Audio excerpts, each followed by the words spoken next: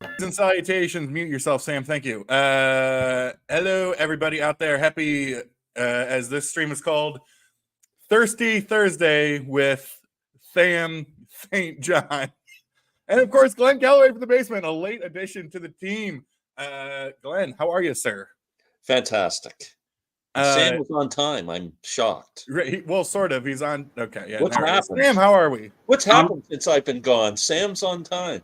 I'm very good. Yeah, I just got some Hank Williams. I'm finishing up some Hank songs, and I mean, he's no Hank Williams Jr. Jambalaya the other night. I know, first time ever. That's why I was wanting to hear it. And Steve, are you not entertained? Probably not. The greatest song in the world, 2 chords. Yeah. Well, it's just called Hank Williams. Hey, Jason, good to see you. Zach's in the house. I was talking to Zach earlier, Glenn. He said he was blowing you up with some music recommendations. He was. Zach, getting into that Red Clay stuff. Yeah, I haven't checked any of it out yet, but yeah, that's all right. The same thing. He sends me music all the time, and I'm like, sounds great. I haven't listened to a damn thing he sent me in about 13 years.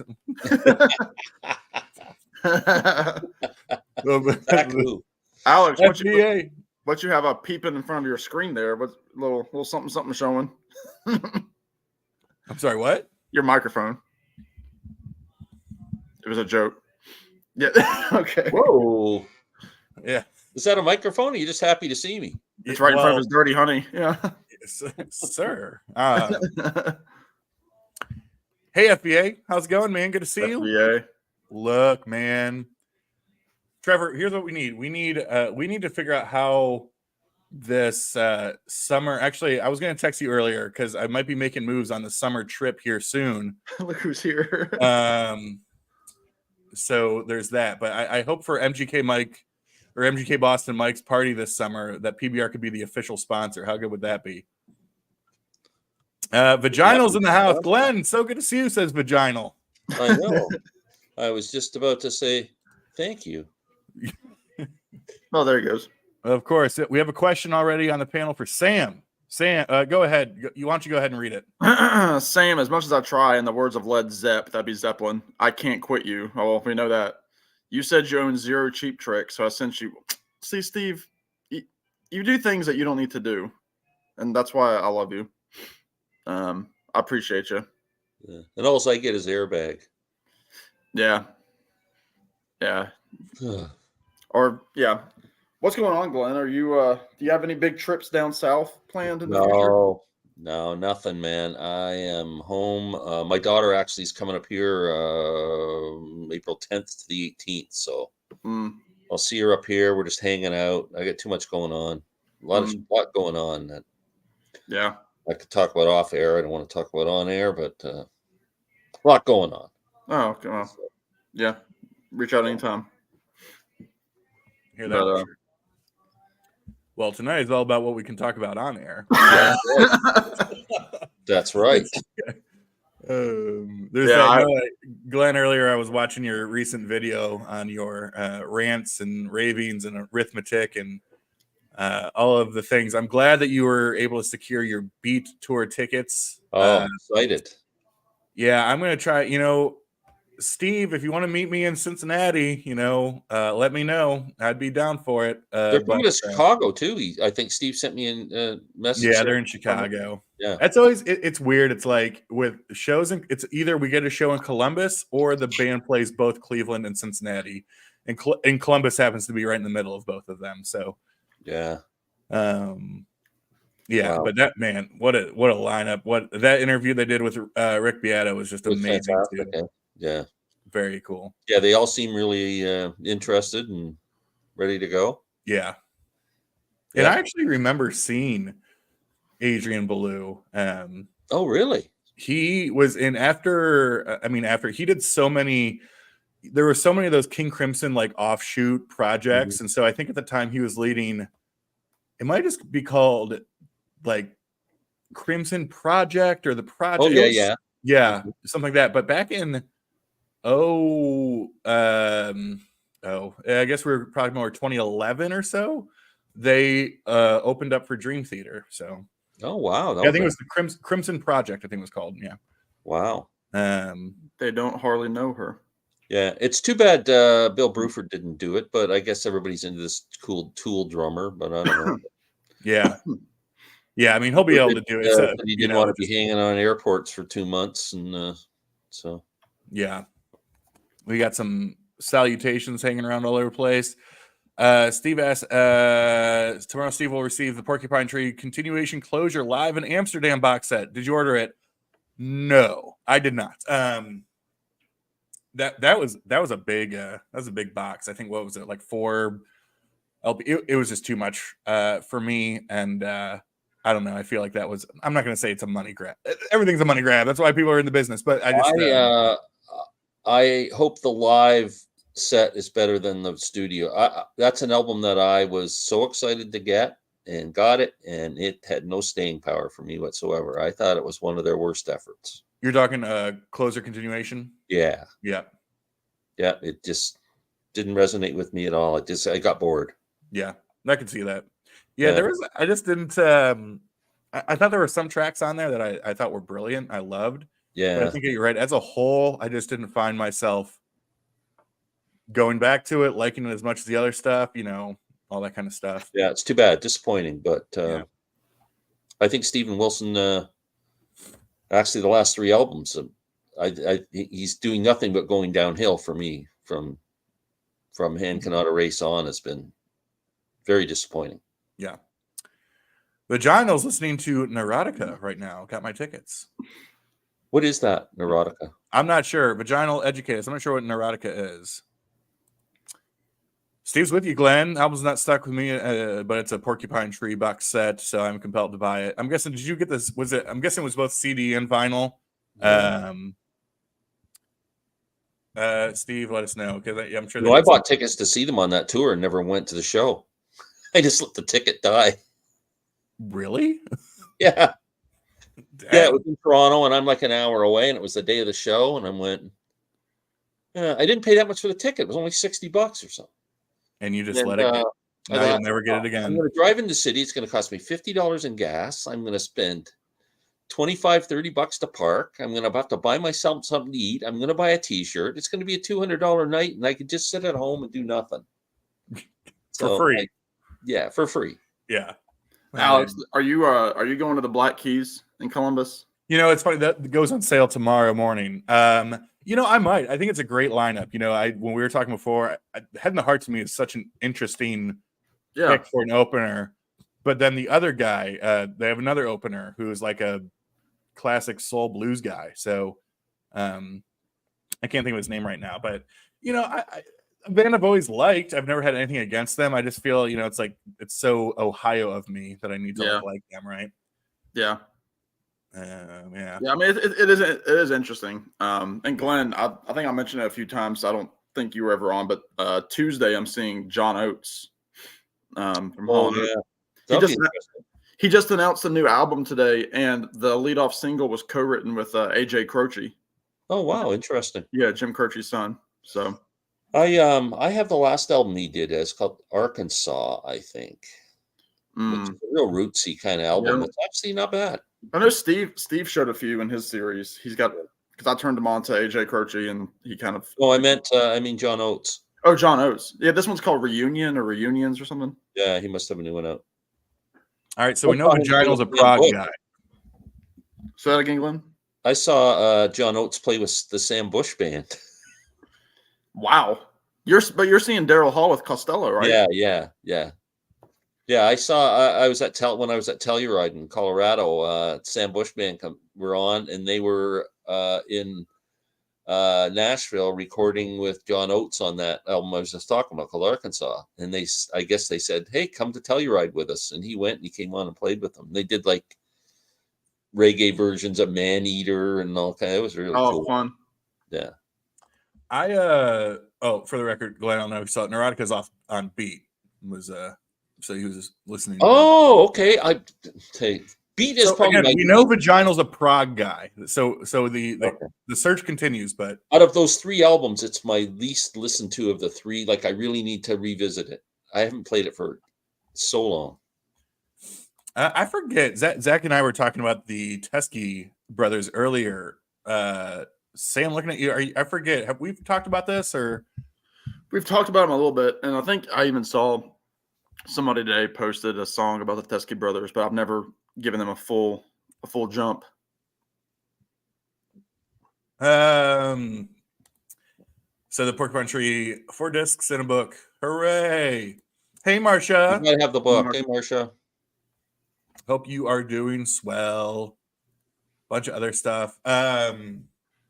Yeah, cool. Sam, sorry I missed your little live stream today. Yeah, I don't even know what that was. I had an hour to kill. I was like blacked out, and he's like, I don't know what's going on. Yeah, I was like, let me jump on live stream. Let me do YouTube live because I don't pay money for StreamYard. Like, no, you don't have to pay money to get StreamYard, Sam. You don't have to pay for StreamYard to go live. Just to get that sexy ass logo up there by your big the only head. thing you have to pay for a premium is if you want to record your live things before and not do it live and then put it on later. Oh, really? You can do interviews, yeah, but it's all free. So you're paying for the little like You're modification. paying for the ability to record and edit later. Save files, edit, yeah, and then there's some other stuff there too. Like I think I can get up to 10 guests, which it doesn't matter because after about 4 or 5, it just gets out of control. So yeah, those are for my super drunken Saturday nights when things get a little bit crazy, out of control. So for the parties, right? Exactly, for the parties. Oh man, the lighting looks good over there, Sam. I got to tell you, I don't know what happened because like I didn't add anything. And I mean, you've streamed to my couch before. I gotta tell you, if not for your sideburns and hair, your face would just blend into the wall. And, yeah, because I shaved this week too. So you need a poster or something behind you. It's very like post office like mugshot kind of like. Yeah. You should get one of those green screens behind you, and you can just put anything you want behind it. Yeah, I don't need. I could just put a picture of Alex behind me all the time over my shoulder. Well, here's the thing, Steve. I'm not going to be the problem. The problem is going to be me in conjunction with Gary. That's going to be the issue. It's like we are not going yeah. So I mean, this is in about, I don't know, a month and some change here. Me and Gary, physical format rock and roll, are going to Cincinnati and meeting up with Steve for Uriah Heep and Saxon. And the whole time that Gary and I were at our recent concert, we were just talking. We're like, dude, Steve is going to freaking hate us. Steve is not going to be able to take us. And you know what? Steve said you're underestimating. You're underestimating our friend Steve. Being someone who's gone away with Steve. Who's gone away? The man is an animal. I heard he doesn't eat. Oh, he doesn't eat. Okay. But can he put away the wine? Oh my Lord. Well, you look at Steve. He's look at Steve, and you think really is. Like he just he's one of those angry drunks. He'll get you in a fight in a bar, like in 2 seconds. Well, I will say somebody will say something wrong about Tommy Bolin, and Steve will lose his shit. Sam and I have witnessed. I mean, I know you spent like a weekend with Steve one night, and you're mentioning how he wasn't eating or anything. Sam and I witnessed Steve. He probably ate, what do you think, Sam? About 1,500 dried cranberries that one night. I would hate to be his toilet. I baked him to go for food. I mean, it was afternoon. I hadn't eaten since like 8 o'clock in the morning. I'm going, can we go for lunch? What are you go for lunch for? We're gonna go here. We're gonna go to the record store. We're gonna go for God's sakes, man. You can eat. Hearing that, Sam, just wait till he's around me. He's gonna be knowing I'm thinking about pizza every about 2 hours. And then he takes me to a restaurant. It ends up costing me about $600. Yeah, Alex. I love Alex dearly, as you all know. But Alex, when we were here, it was a very chill weekend. We watched a lot of March Madness, and we listened to a lot of records while Alex hacked up a lung. But Alex was getting kind of hungry around 11 o'clock one night, and all I had in my freezer really that was like readily available were it's half a box of fried clam strips, and Alex goes, "I've never had clam strips," so I heated those up in some tater tots and watched him eat them. Oh my Lord! I made them just for him. Turns out these clam strips are like dollar store calamari. It basically, but you had a good time. He had some ketchup. Did you heat them up, or did you have to suck them frozen? Good Woody Allen line there. Who bothers to cook them? I suck them frozen. Yeah. Yeah. That's a good one, Glenn. Well done. It is. Yeah. Alex, are you PBRing tonight? Of course. No. Me too. I'm just not showing you mine. But I have a clam strips. Yeah. And you should see what the clam does after, Nothing better than a naked clam. That's what they say in Amsterdam, Yeah. You can leave your hat on.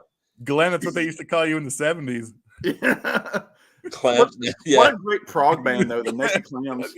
Oh, that'd great. That'd be a great concept album there. Yeah. Tater tots and the Naked Clam. Oh man, clams. Yeah, I had never in my entire. Maybe I was just wrong, and I remember texting my sister about it too. As soon as I saw those, I was like, "Carly, I need your help here." I was like, "This man got whole ass clam strips," and she's like, "I need pics." I was like, "That's why I was back at your freezer, like." Yeah, but then he goes, "Yeah, that sounds pretty good."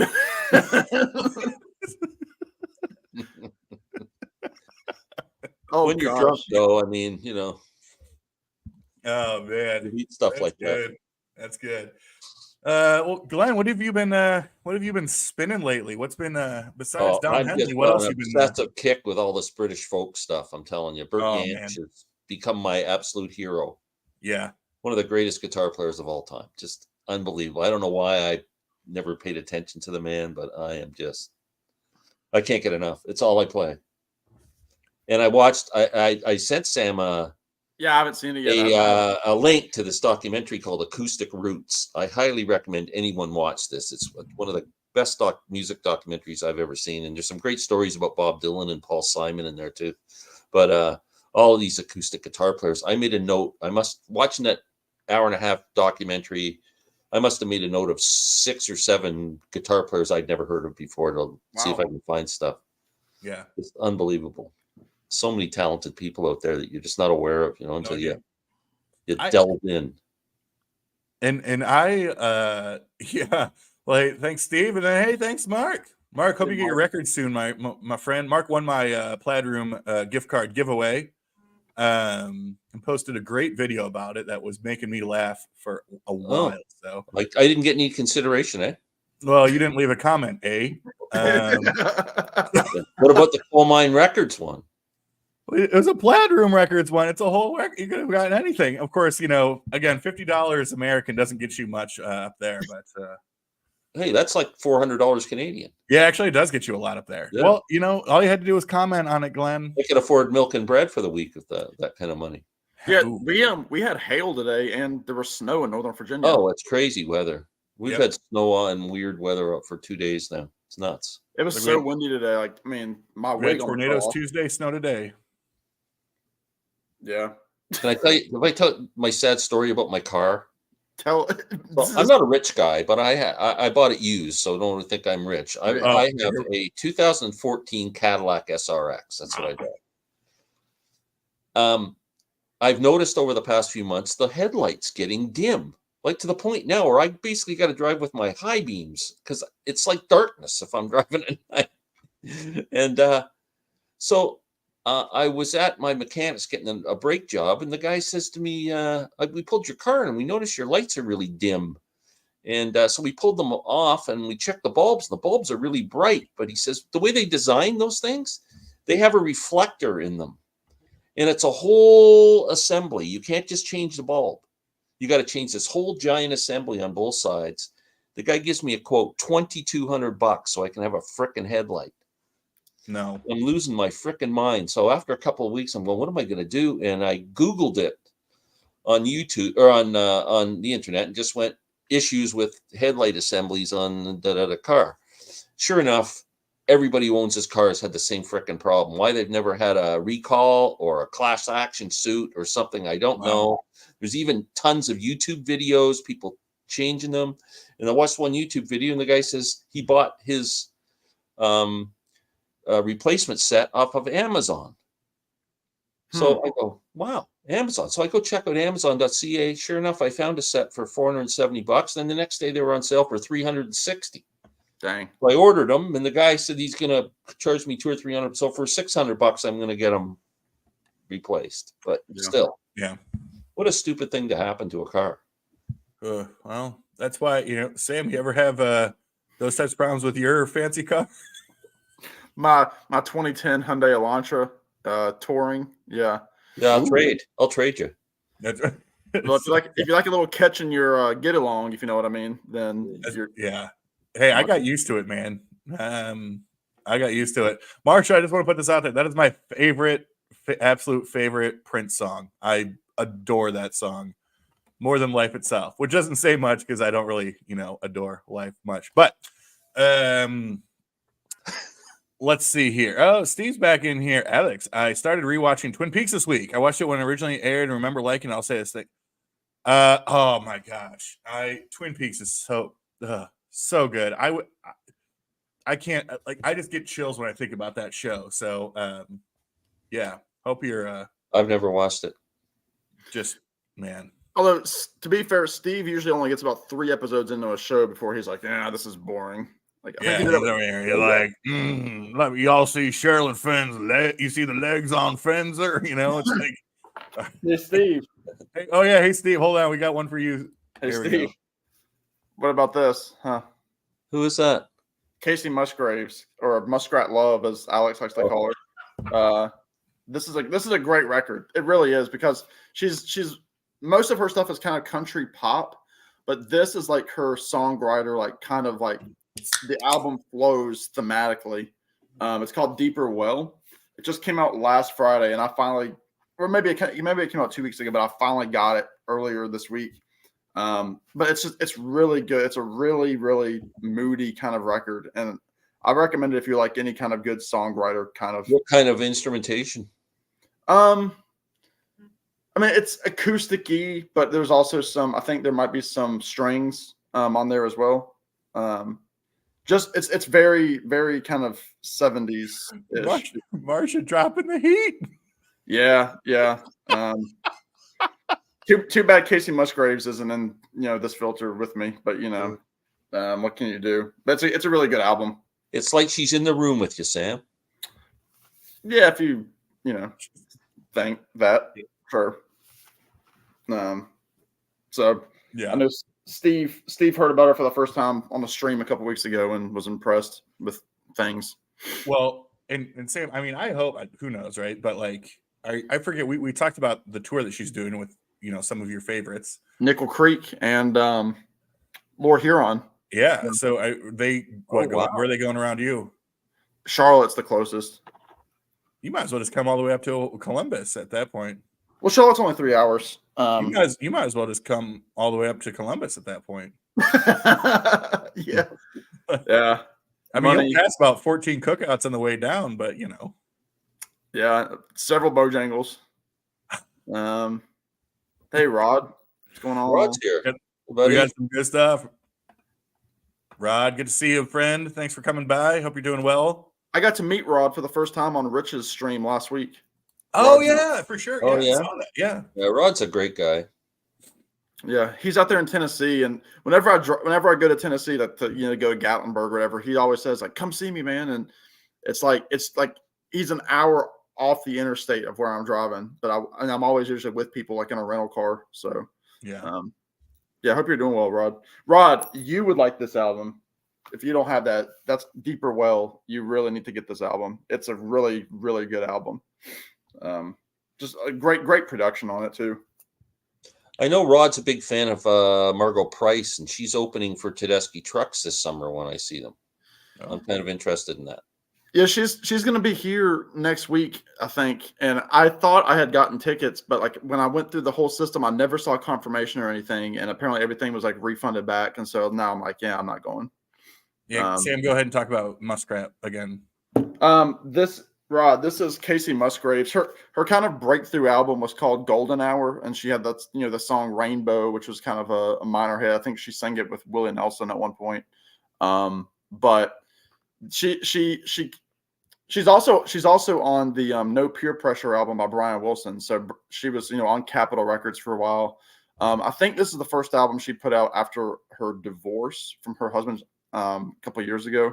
But it's very songwriter. Again, she's moved away. She's kind of said, I don't need to write a hit album.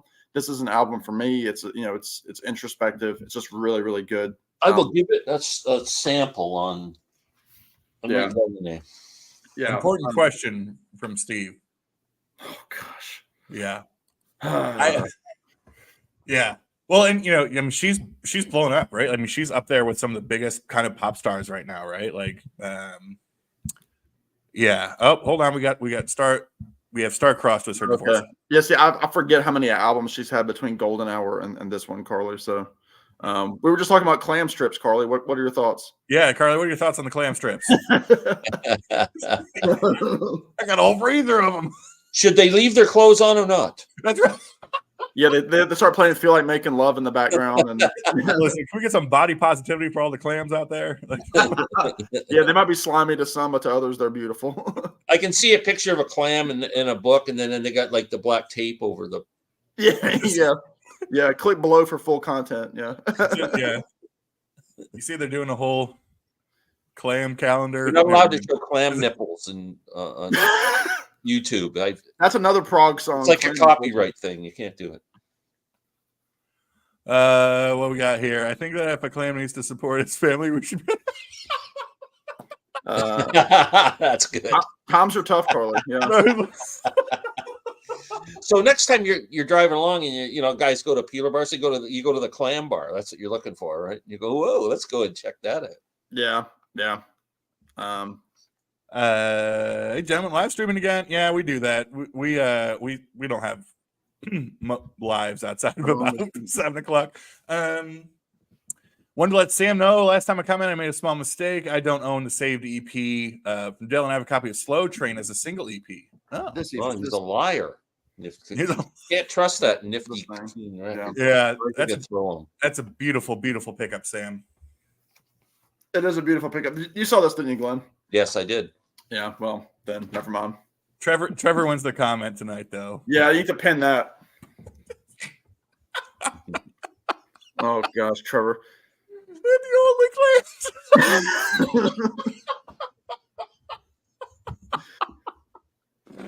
Oh man.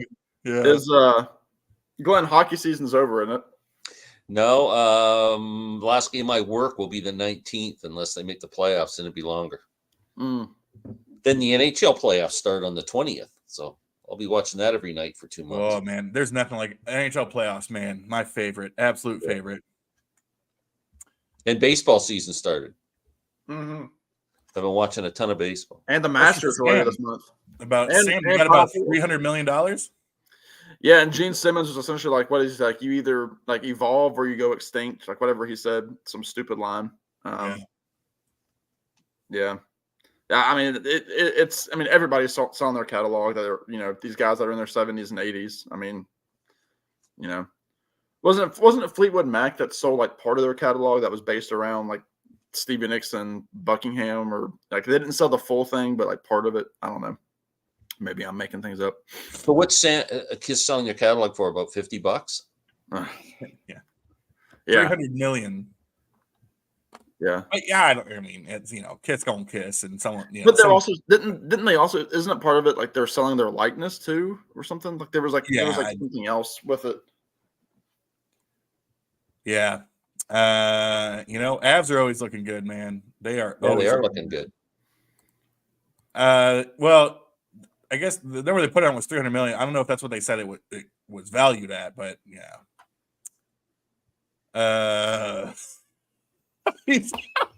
I thought you meant to watch the live stream when you're all talking about clams. Yeah, but naked clams. We're not just this is the tier of a Thursday night live stream. I was gonna say, yeah. Well, I'll be honest too. Is if Concert Buddy was doing Surface Noise tonight, I probably wouldn't have streamed. But I think it's an off week for them, so I'm like, you know what? I'm bored. I got nothing to do. Let's get this going. Yeah, I think that's 299 million too much. In my opinion. Tell us how you feel, Glenn. So, all right, Glenn, Kiss or Aerosmith? Oh, probably Aerosmith. What's the reasoning behind that? Real? Well, Aerosmith, like nails on a blackboard, but I just find Kiss is just cartoon. I don't understand it. I don't get it. It's like, you know, when people they don't get the Monkees. You always get, and you go, how can you not like the Monkees? I'm like that with Kiss. I don't get it. I don't get these. It's just a bunch of clowns. I don't get it. But unlike Sam and I mean, it's funny, right? Like we hear people your age saying, "Boys, you'll never get it. You had to be there. You were there." Well, I was there, but I was too old for it by the time. Gary and those guys. I'd already established my my musical tastes, and then. To me, that seemed like little kids' music to me. Like their demographic was sort of the 14-year-old who thought it was super cool, right? Like, yeah. Well, you're talking down to arguably two of the best American rock and roll bands of all time, Glenn. So, oh man, Aerosmith. Sam, more question for you. Actually, I should have asked. Rod, if you're still hanging out in the chat, would love to hear from you. I know you had a video on it. If you listen to the new, okay, well, look at that. Dang. Let me know how Rod feels about it. Well, Rod, it's going to be about you. How you're liking the new Black Crowes record. I've not heard a single note of it. I haven't listened to it. Me neither. At all, but I'd be curious. And they're on Fallon, I know, and they did a song or two. Yeah. How many times have they broken up and got back together? Like 2 or 3. 2 or 3? 2 or 300? Nah. It seems like every year. Well, yeah, but this is their first record with both the brothers for a while, right? What was the one that what was it called, like the October Exchange or like something? I don't know, like the one that Chris was in. Yeah, I'm not sure. Did you ever listen to Chris's solo albums, the psychedelic? He had that band that kind of was like a jam band. Oh, yeah, that's what is it called? Chris Robertson, something, was it CRO or something? Was it CRB? Chris Robinson band for, I don't know. Chris Robinson Brotherhood. Yeah, those albums are like Grateful Dead type stuff. It's all jammy stuff. It's kind of cool, actually. Rich is the other one.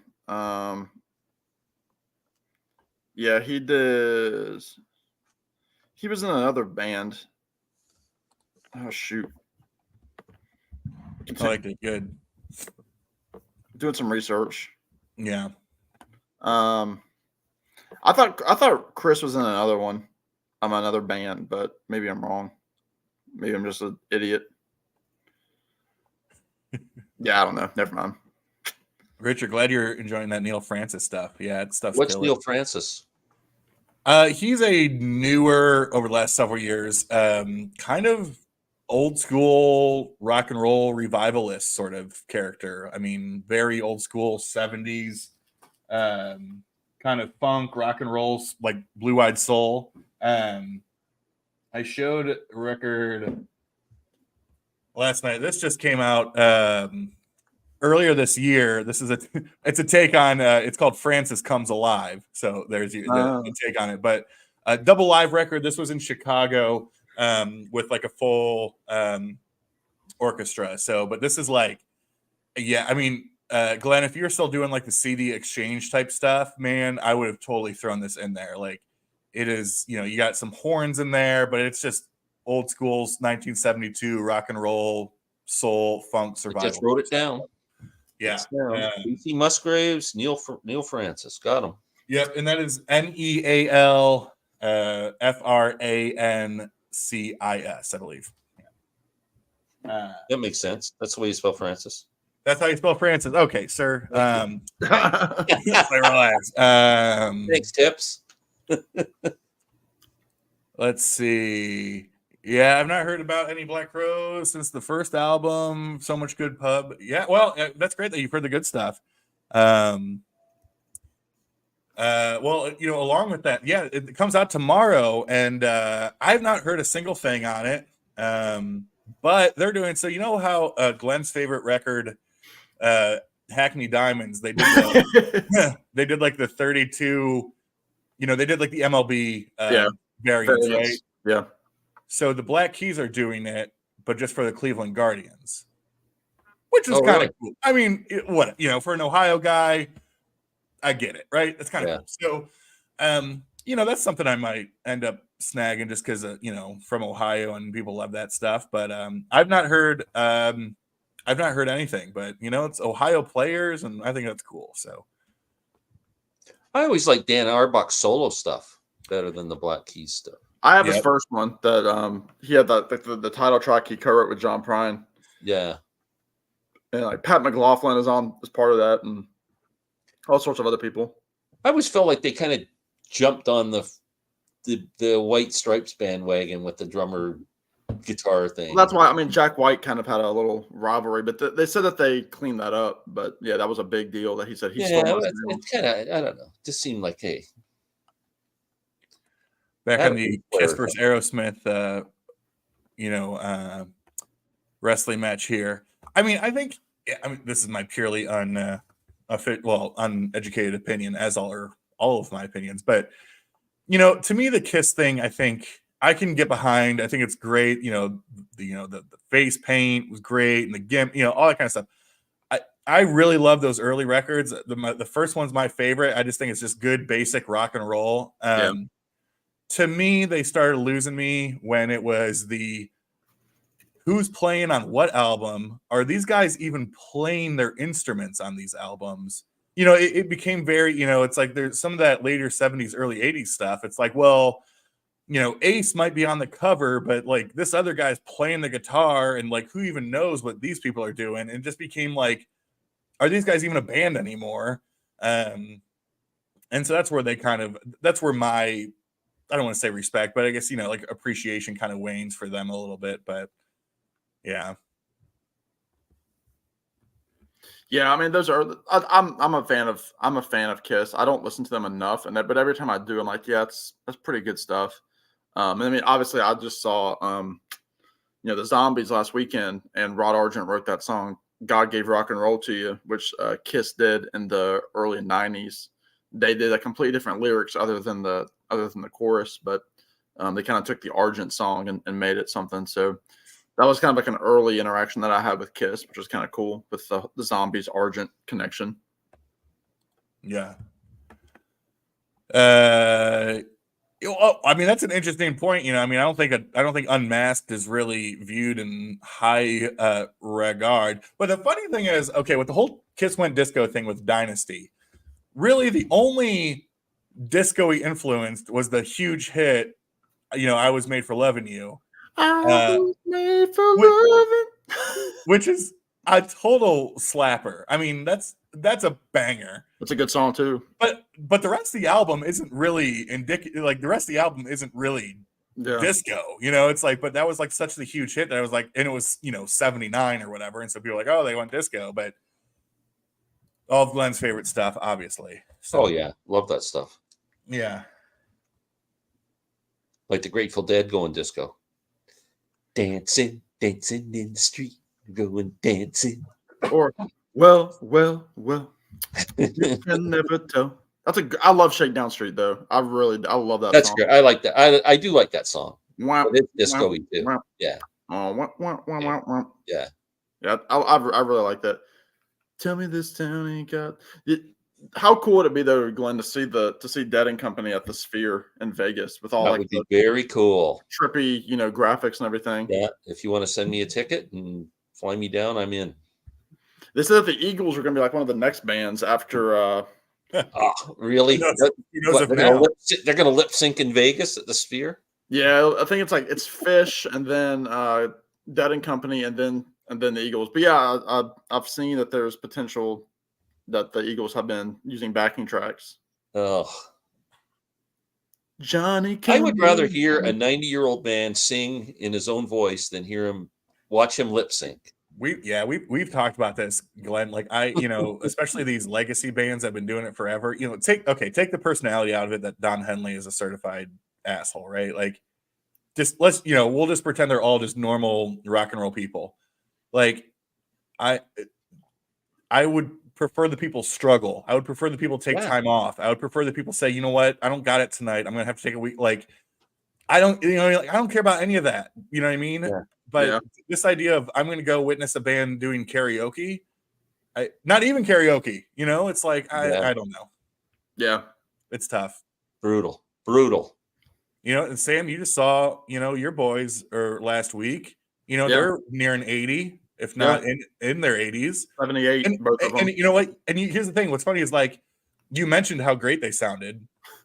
And also, like, it's kind of implied too of like, well, they sound really, really great for being fucking 80 too. It's like, yeah.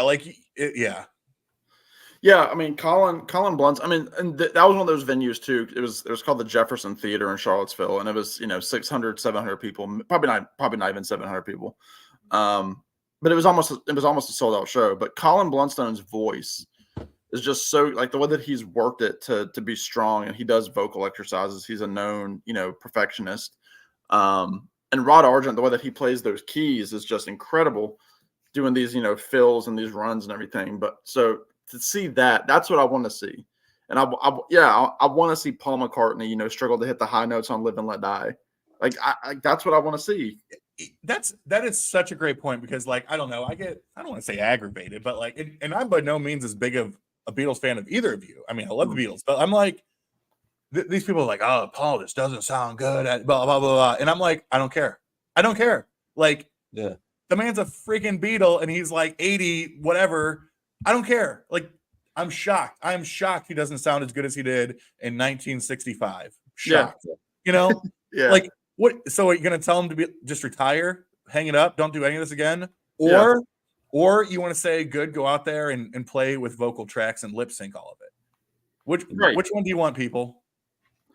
Yeah, that's the thing, and that's kind of like the whole thing with, like, like Dylan. I mean, I know it's like I'm like a one-trick pony. I get it, but with Dylan, like, and Glenn was talking earlier. I mean, Bob just he did this like Hank Williams tune for the first time ever the other night, and the thing is that like the theme of, like, Bob Dylan's recent tour is like it's all like kind of river based and water based. Like, there's a lot of like river themes to his set list, but to hear Bob Dylan at almost, what is he, 83?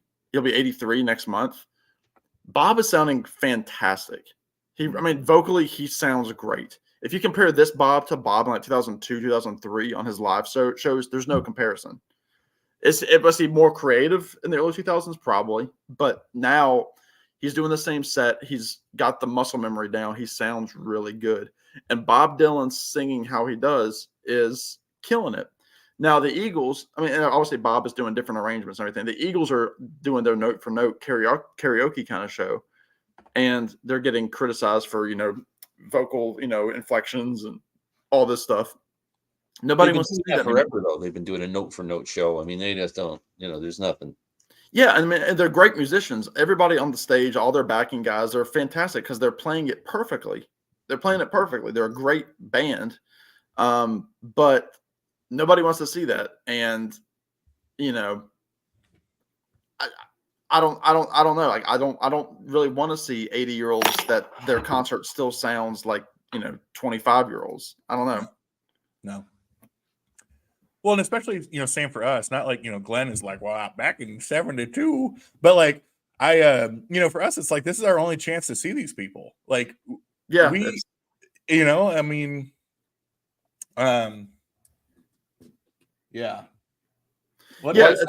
I saw Yes about 6 or 7 years ago, the faux Yes with not the real John Davidson.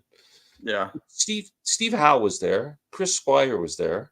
And I've heard people say that Steve Howe, they've slowed down the songs a little bit because he can't play them as fast as he used to be able to.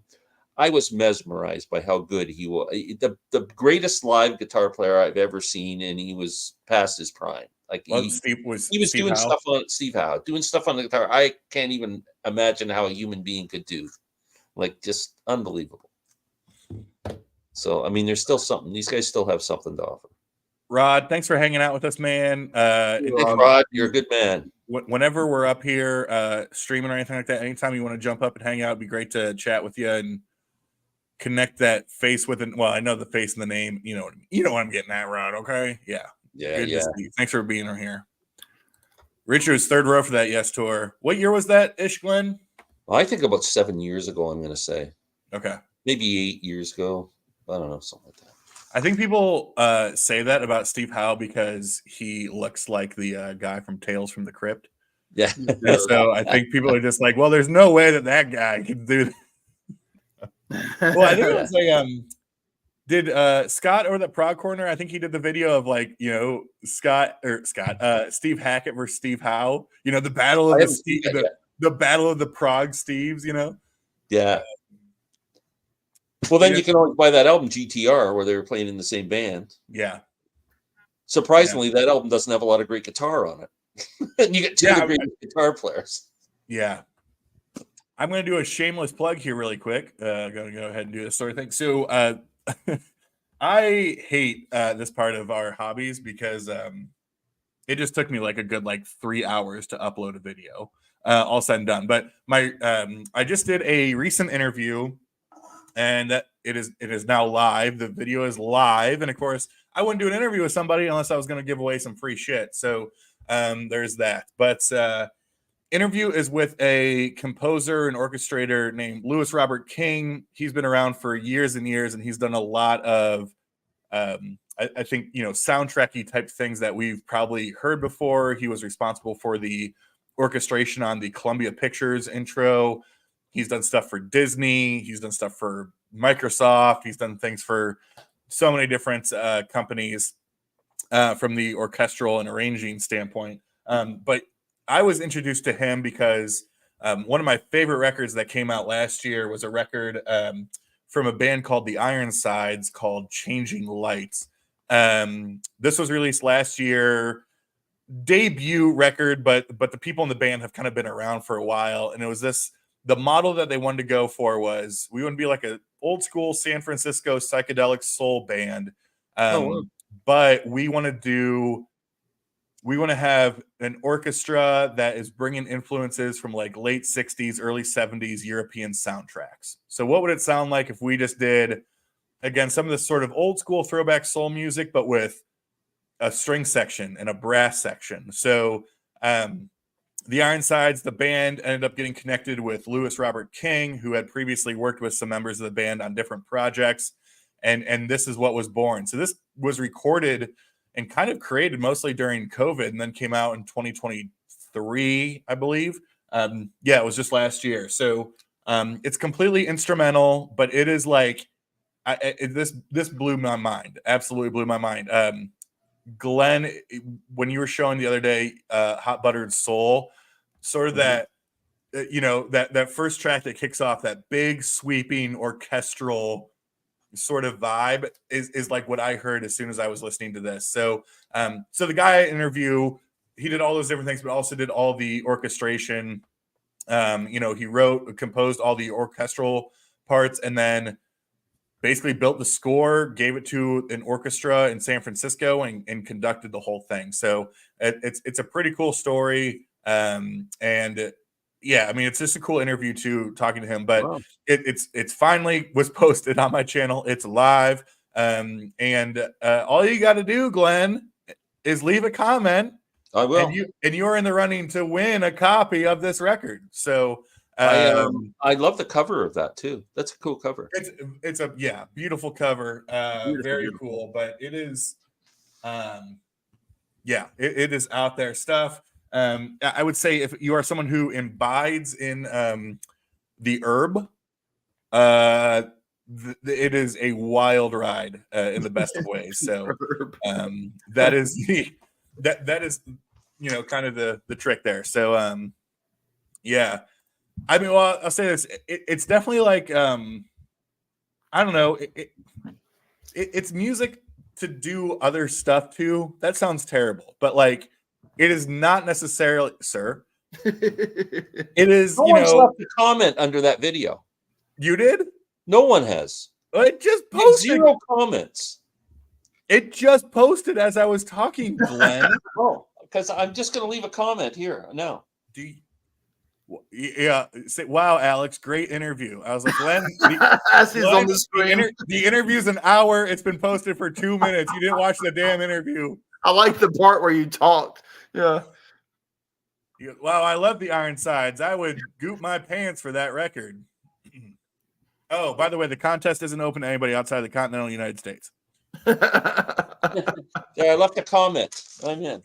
Did you That's like? Okay, my daughter has an address. Oh yeah, I keep forgetting that. Yes, absolutely, 1000%. Yeah. I call Glenn Minnie the Moocher, and Sam has an address. Yeah, I do, but is that? Well, I gotta ask you two people, what's on the horizon? What is coming out here in maybe the next month, 2, 3?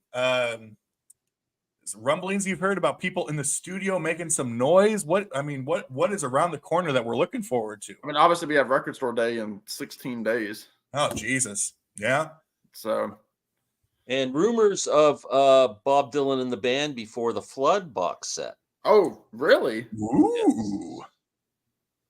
Tell me that more. Would be interesting. There's supposed to be a lot of tracks that were never released. Wow, that would be stellar. Yeah, man. If you want more information, go to the Steve Hoffman forums and look up the thread.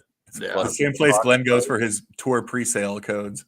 Bela Fleck is putting out another album with all the stuff he did. Like he did a lot of stuff with Chick Corea, and anything that wasn't released now, he's releasing. I think it's coming out in May. That would be pretty cool. Sam, you still eyeing up your Sweetheart of the Rodeo anniversary? I don't know. I don't know. I mean, there are reasons why I want it, but there are reasons why I don't want it. And I mean, now, it's very expensive, and I think that'd be a stupid waste of money for me, given life. But yeah. Is that streaming, that show? No, I mean, I don't know if it'll be a digital album or not once it's released. Because one thing, that's one of those shows, and this is a lot of the Record Store Day stuff, is like, to me, it would come down to the quality of the audio, right? Like, there's some of that Record Store Day stuff where the audio quality is just so bad. That's why it's better. Sometimes if they had a CD release of it, it'd be better. You'll love this, Sam. Glenn says, "What a great interview. Enjoyed it thoroughly. Thumbs up, red heart, Glenn." That interview is what, like an hour? I will watch it later, I promise. It's okay. No, I'm just here for the likes. Yeah. I just wanted to get in on the contest. Absolutely. Yeah. And you're in this one for sure. We will not skip over you here. Yeah, I agree, Trevor. It's going to be expensive. Richard, curious what you're looking at this year. I mean, there's a few things. I mean, this is where it hurts when you're into a lot of different types of music, right? Like I feel like if I was just a punk guy, all I just had to focus on was like punk, and then great. But it's tough when you're like, oh man, like I got to get that. And then there's this, then there's some Bill Evans. Oh, that looks great. And then there's some other stuff. So I don't know. My list has been trimmed a little bit, but yeah, I think it's going to be a good year. I think. I'm only buying one, John Hartford's Morning Bugle. That's it. John Hartford, Morning Bugle. Morning Bugle? Morning Bugle. Great acoustic album, and it's a double album with outtakes and tracks never released. Is that hard? Morning Bugle is a is that a funny? Is that dirty?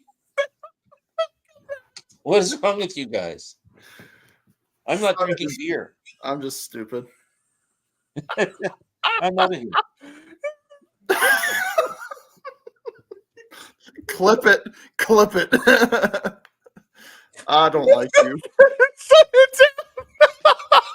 What the frick did I say? What's even. glory, morning glory? Yeah. Let's make you. Let's get you big. Really big. Fantastic album. All acoustic, just guitar, banjo, and bass. Basically, it's fantastic record. Dude, that guy, he skipped leg day. There's John. Did you not think John was the coolest guy in the world playing a banjo and a fiddle back in like 1970? Look at him. Yeah. And a bugle. Mr. Hippie. Wow. Great album. That's awesome. Sam, Lord Huron back in the studio? Well, I don't know because they haven't really mentioned anything. I mean, they obviously the lead guy Ben Schneider did that soundtrack that came out sometime last year. Okay. So I don't know if that counted as like a new album because there was one song on it, but like the music was done by Ben. I don't know that they played on the music. So that's a record that I need. I need to get it. But yeah, I haven't heard anything about them. Obviously for me, the Avett Brothers have a big album coming out in May, right. Which is still way too expensive for me to buy and warrant buying it for 9 songs for $40. Was that just a single or is that a double? It's just a single record, I think. $40. That's a lot. I mean, yeah.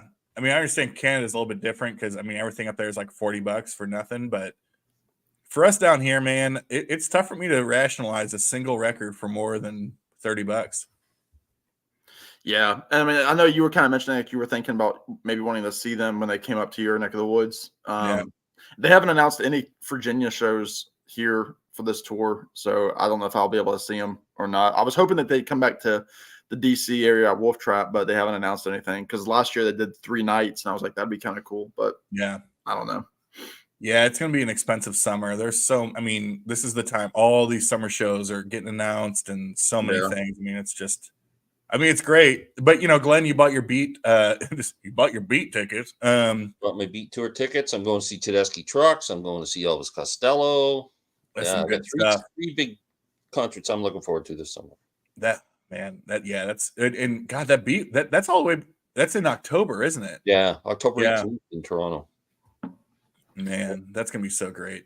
Yeah. They just announced here. I know I've seen them. I saw them twice last year, but Watch House is coming back to my neck of the woods. Mandolin Orange, Watch House, and they were just announced today at a place. It's actually I'm seeing Trampled by Turtles there in June or in May with a buddy of mine. And I've seen Marty Stewart there one other time. But are you a Trampled by Turtles fan, Sam? I'm enough to go. I've seen them. I saw them open for the Avett Brothers, and I saw them at a festival back in 2014. I went with a buddy of mine. They're pretty cool, especially live. Yeah, I'd love to see them. Those guys, they never come here. Yeah. Kyle, tell me more. So this intrigues me, but I don't know a single thing about it. Just, because Jeff Buckley is just one of those artists that, obviously gone so soon, and we don't get a lot of stuff from him. But I don't know a single thing about this record or what it is or what it isn't or all that kind of stuff. Yeah.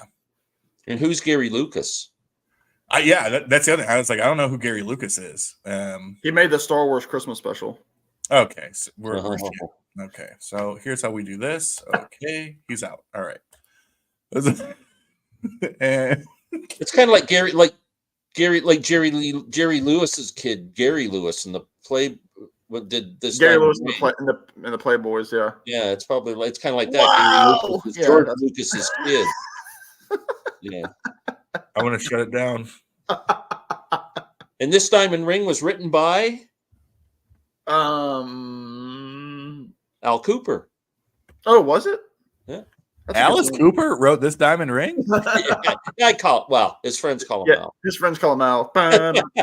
Okay, so joke's on you two. Gary Lucas is a folk guy, apparently. Oh, we should know him. Well, yeah. This one's more towards you, Glenn. John, hey, John, good to see you, friend. Thanks for being here. Not happy with Elvis' song selections. The songs are deep, tracks, and obscure. That sounds good to me. I want to hear deep tracks. John, we're not all top 40 guys, Come on. Yeah, John. Buy some Elvis Costello albums and you'll know those songs. Yeah. And Charlie Sexton's playing with them. It's got to be good. Old Chucky Sext. Yeah. Old Chuck. Chucky Sex. His friends call him. Yeah. What I called Charlie Brown Chucky B earlier. So Chucky B. My favorite Beastie Boy. Yeah. that's good. I like now Paul McCartney's all over Beyonce. Everything I look at now on Instagram, Paul McCartney messaging Beyonce saying thank you for recording Blackbird. Well, Paul McCartney, the civil rights leader that he was, obviously the importance of Blackbird being covered by a black artist. I mean, it's huge, Glenn. I guess in that regard. Wow. But isn't that the whole, y'all the Beatles people, but isn't that the whole, aren't people like, Paul, it ain't that deep? Like, I don't know the whole story, but hasn't he always like really carried this, like, yes, Blackbird is about this. It was yeah. It was 1968. Yeah. He's always said it was about race. Yeah. And I think she used the original Beatles backing track on it as well. Yeah. Chaz. Yeah. Yeah. The son of Sonny and Cher. Still to this day, the only Chaz I've ever heard of was from the Rugrats. The Rugrats, Chaz Fenster. Yeah. Chaz Chandler with who was Jimi Hendrix manager and played in the Animals. But I was mentioning Chaz Bono, Chaz Bono.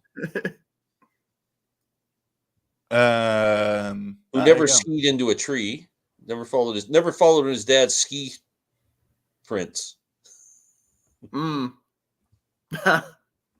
the cat is here, who I believe is a pretty normal guest on Larry's streams a lot of times. I don't know if they've ever stopped by mine though. Yeah. We appreciate you being here, and I appreciate anybody that is a cat and has a cat everything. So Kyle said, if I remember, Gary Lucas had a band called Gods and Monsters, and he wrote songs with Jeff that were intended for Gods and Monsters, but they morphed into some of the songs off Grace. Fascinating.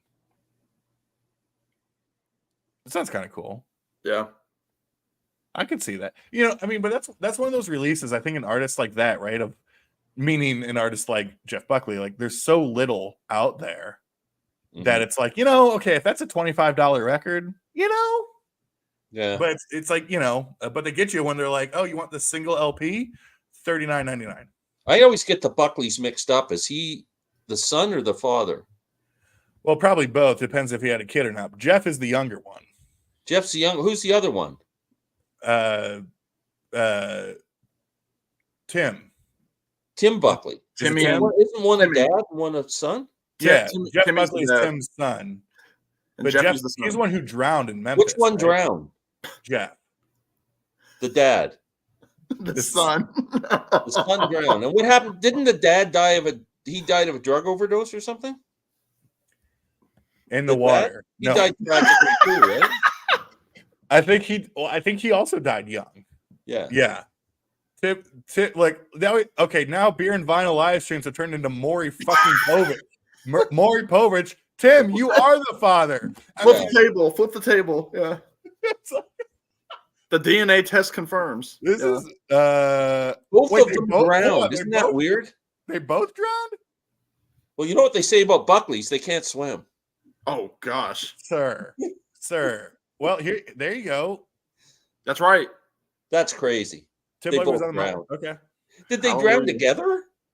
Like on a boat sinking or something? Okay.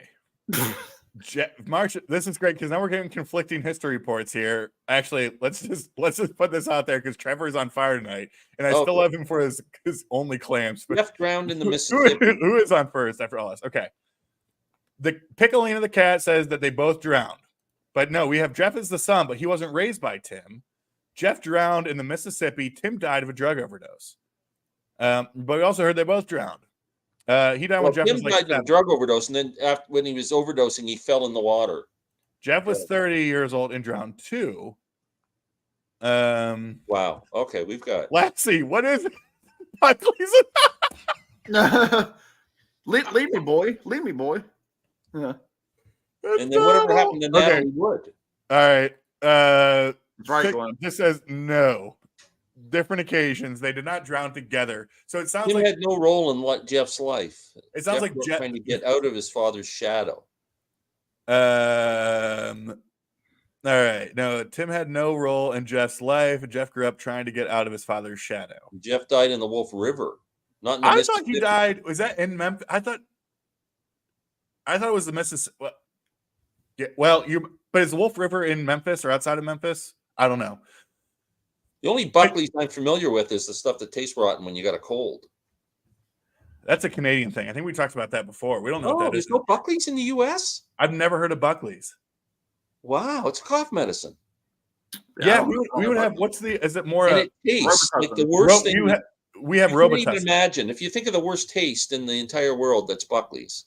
And that's the way they advertised it. Okay, the Wolf River is in Memphis. It couldn't taste worse, but it works. This is fascinating. But I'm just glad that Jeff Buckley wrote Hallelujah. I mean, what a great song that is. I love Leonard Cohen's cover of that. Yeah, Leonard Cohen sucks. No, yeah. Well, I will say, Marsh is going to the. Yeah, you can always believe everything Wikipedia says. It's just idiots like us posting stuff. What's Tab?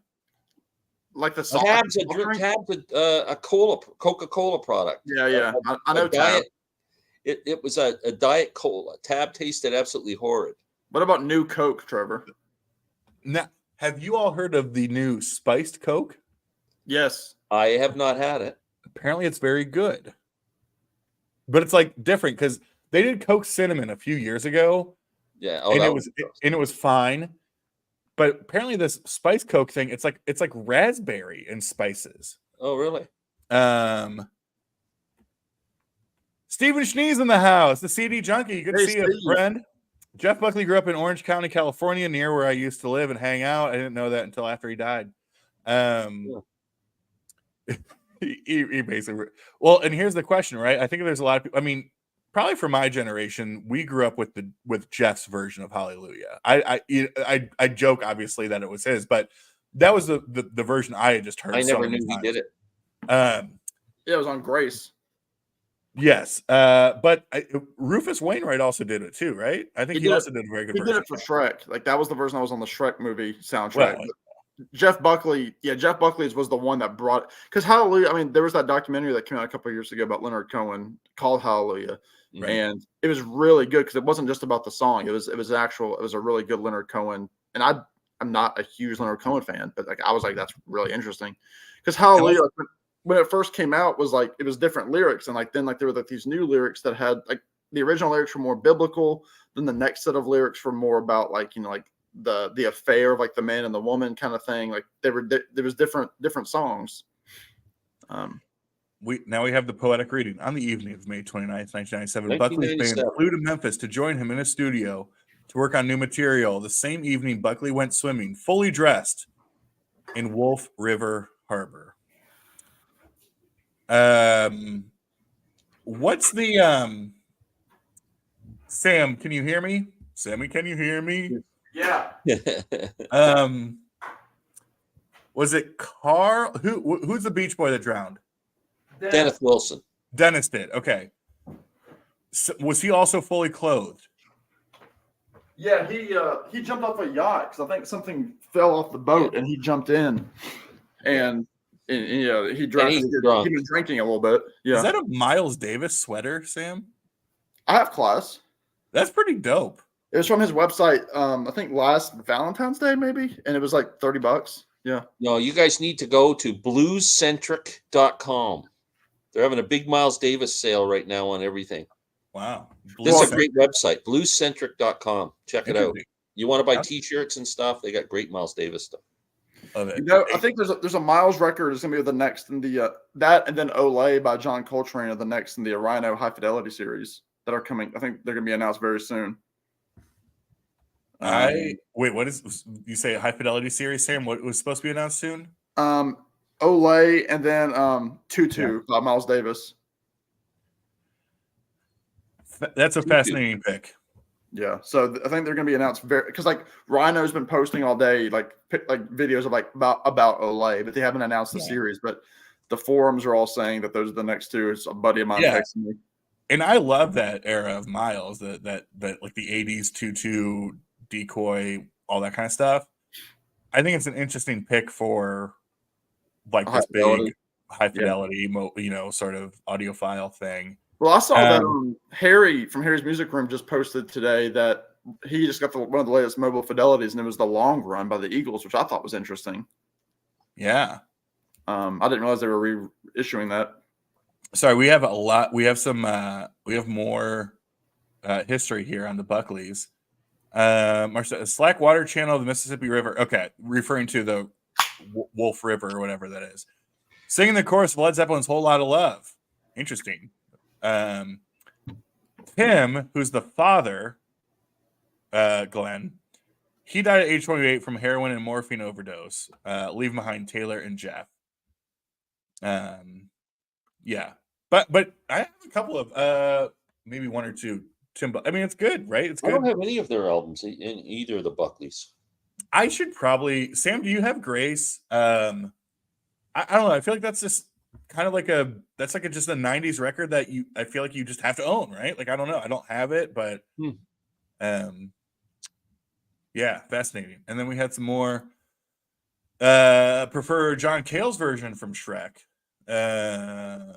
Rufus was the one that ended up on the album. Oh, fascinating. There's a lot going on here. I was not preparing down this history path, but that's important stuff. Yeah. But you know what? I mean, I think that's a great place to start. Like that 80s, like not commercial, but accessible, funky, type stuff. I think it's a great place for Miles to start. I have never heard Tutu, actually. Yeah. One album I don't own. Yeah. But you know what? It's also like, and I don't know whether or not this informs other people's choice to buy like audiophile reissues, but to me, it's like Tutu is a record that if you look in the Miles Davis bins, you'll get a whole bunch of like reissues of, Kind of Blue, all these different things. And then you'll have like, there's an original Tutu in there for $10, So it's like it's an easy record to find. It's not expensive. It's a great record. So yeah, we'll see if that's what ends up happening. Yeah. Well, yeah, we need more documentaries on the whole Buckley situation. I feel more confused now than I did an hour ago about it. So. Okay, so let's recap. Tim and Jeff were brothers. Correct. And they went out boating one day. And Sam's actually seeing them. Florida. Sam's seeing them next week down in where he's at, up in Charlottesville, actually. Yeah, and they almost drowned, and they came back, and Sam's fallen over, and he can't get up. Yeah, that's right. Talk about yourself. Gotta be. Who am I seeing? Who was he saying that I was seeing? The Buckleys. Not the Jeff Buckleys. and Tim. No, I'm not seeing the Buckleys. We changed the whole story. Oh, right. Yeah. It got so crazy that we've invented our own. I wasn't expecting to go down a Buckley rabbit hole, but, because I know nothing really about Jeff Buckley other than, the hits or whatever. Yeah, I don't even know hits. I have nothing by any Buckley. Well, he only had the one album with Grace. And Lord Buckley. Who was Lord Buckley? He was a satirist or something, wasn't he? Maybe. Not to be confused with Lord Byron. He was a poet or something, wasn't he? He was a poet and didn't know it. Lord Buckley, I think, was a satirist. I could be wrong. Or William Buckley Jr. Wasn't he a political pundit? That I don't know. There's a few Buckleys out there. Yeah. Oh, look who's back. Hey, boys, I hate to say goodnight. No, I knew you were about to leave. I love you guys, but these Buckley things got me. I can't. Before you go, Glenn, I knew you were about to leave. I can sense it in your little let's start to nod off. Your face. Like the old grandfather. Dr. Pepper Zero, Glenn. Be prepared potentially for. I'm not going to give too much away, even though Sam knows because he's, Sam. We might have this coming weekend the VC crossover event of the century. What does that mean? And where will I find out about this big news? Maybe on YouTube, maybe on Instagram. A crossover event. A crossover event. What the hell would that mean? Alex is coming here. I'm going to Columbus, and we're just trying out each other's beds. There's a VC meetup event happening this weekend involving me and another famed member of our beloved community. Oh, you're going to meet up with someone. I'm going to meet up with somebody, and there's a concert happening, and there's just a whole lot in the works going on. So I can't give any more away because it's not, Well, I'll be glued to my YouTube channels to see what's happening. You'll just have to wait and see, but it is the crossover event of the century, as Sam has lovingly called it. Yeah. Well, then maybe Larry and I'll do a live chat and take all your thunder away. Glenn, it's been great having you here, man. No, well, thanks, guys. It was fun. Great to see you, Glenn. Good night, Glenn. Love you, brother. We love you. Take care. Right, my click the X. My mouse froze. I'm still Glenn, here. Do you want me to? I'll be gone in a second. Bye. I removed him from the stage. Oh man, let's get nuts. Let's get nuts. All right, I gotta catch up on some stuff here. Stories Bizarre. Many live versions of Hollywood. Katie Lang, Pain of Salvation, and I would bet money in the world, Kyle, that I'm the only one up here who knows about Pain of Salvation. Fascinating. Actually, I do have a buckle. Hold on. You got a buckles over there? Yeah, I gotta unbuckle my buckle. What, are you gonna say hi first? Take her on a date first. Where's that? Keep talking. Well, yeah, sorry. Go find your buckles. Yeah, listen, and that's the funny thing, right? It's like we hear about In a Silent Way and Bitches Brew and all that kind of stuff as, the greats, and they are, but they're not good places to start. I mean, they are weird. They are out there. 8 is Enough. Betty Buckley's not really. Wow. We could probably convince Sam. Hold on, Sam. Let's make you a big boy. What do you got? 8 is Enough, Betty, but okay. I've actually not listened to this, but I believe this was a gift from our buddy, everybody's buddy, Aaron Mutha Alamare. It was a We Are Vinyl set, Jeff Buckley Mystery White Boy, live 95 through 96. I don't. It was always funny because I know Jeff Wisher did a video about Jeff Buckley, and I didn't realize how heavy some of the stuff on Grace was. Like I was expecting like more of it to be like softer guitar, stuff like Hallelujah. Yeah, there's some heavy stuff on there. Yeah. Well, because what year was Grace? Was that like 93, 94? Grace, yeah, probably. Because like I said, this is 95 through 96. Yeah. But I've never given it a spin, and maybe I shall after tonight. Maybe it's a tomorrow listening record, but that's it. Yeah. I don't know. I know nothing about it, but I do have some Jeff Buckley. So so Penn that's the guy from You, right? Is Penn Badgley? Is that guy from You? Like the band, like the group You? No, the game. Anyone else? Tea Party, man, they're an incredible Canadian hard rock band. I would love to get some Tea Party. Those guys are just great. Let's not get political. I love the Tea Party. Might be Jason. Tea Party have a new record in the works. We love that. Friends over for the Tea Party back in Detroit, 97. Wow, that's great stuff. Trevor, is that one of the places where you might not get shot in Detroit? Oh boy, come on, Sam. Well, he's supposed to do a video. He's listen. Detroit has always gotten a bad rap, and I don't appreciate it. Most of those people look like Kid Rock. Okay, Trevor's Kid Rock Jr. Yeah. There you go, Mystery White Boy. There you go. Tell me about it. I know nothing about it. Okay, so Grace came out in 94. It sounds like a live album with tunes from various shows. Why are we talking about Jeff Buckley? Neither one of us are an expert at all on Jeff Buckley. How do we get here?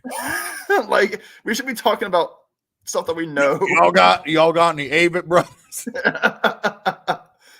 How about that Caravan? Yeah. Dude, I love Caravan. I know you do. You can make yourself big and talk Caravan while I have more PBR. There you go. Y'all ever hear if I could do it all over again, I'd do it all over you? Is this ASMR, Alex? That's a great record, baby girl. Where's Jason? Where's Jason? Why isn't Jason here? He's out there making supper. Sam, I don't know. It's like these people with their families, these wives and kids, I don't get it. I don't get it. And yet Trevor is still on the stream with us. I know, Trevor. Yeah, Trevor has got them wife and kids and 4 dogs. And he's still out here. Some people care. Oh, that's good. Yeah, this is how it began. That's right. He brought up Bucklesworth talking about record store day. My favorite pancake syrup. Mrs. Bucklesworth?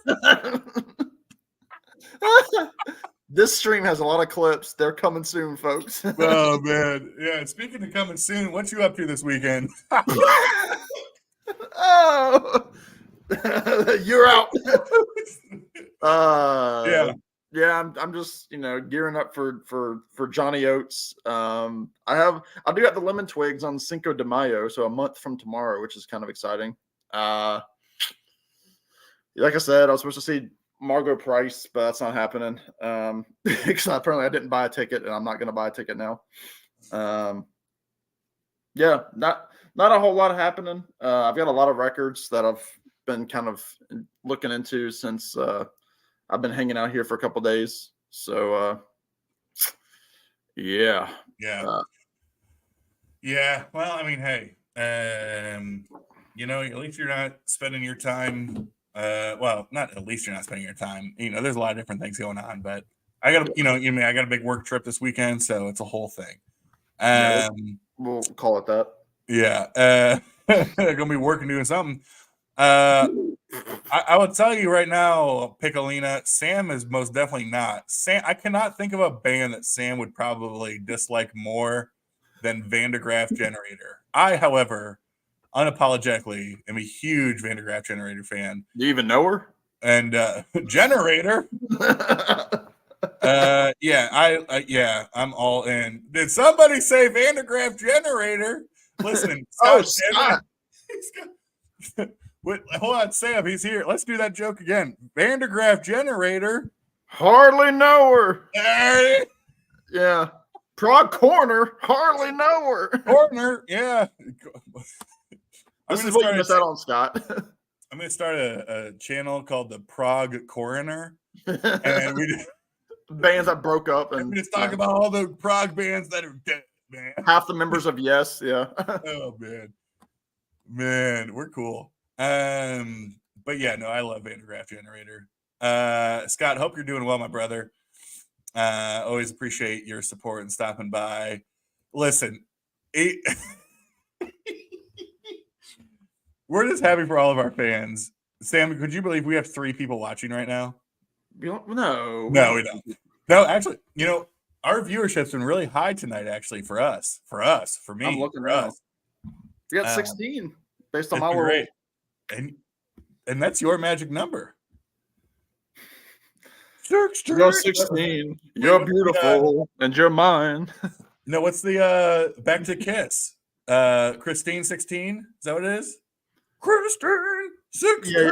Something like that. Right next to the plaster caster. Yeah. Right next to the plaster caster. Hardly know her. Yeah. Okay. Yeah. See, I can talk a little Kiss. Sure. Yeah. That's cool. I love that for you. So you're on the PBR train and not making you feel greasy anymore? Or what? Well, I went to the Kroger's, as they say down here. Both of them. Yeah. Yeah, the Kroger's. And it was either that or the Miller Lights. And I saw a 12-pack of Millers of Pabst for $11.99 or something. So it's a little expensive. For no, they were the little tykes. Mm. Yeah, so too much. There was the 30 that I had when you were here was still going for about 22. You got it for like 18, didn't you? Yeah. Inflation, man. Times. Thanks, Joe. Blame it on Obama. Yeah. Blame it on, like I say.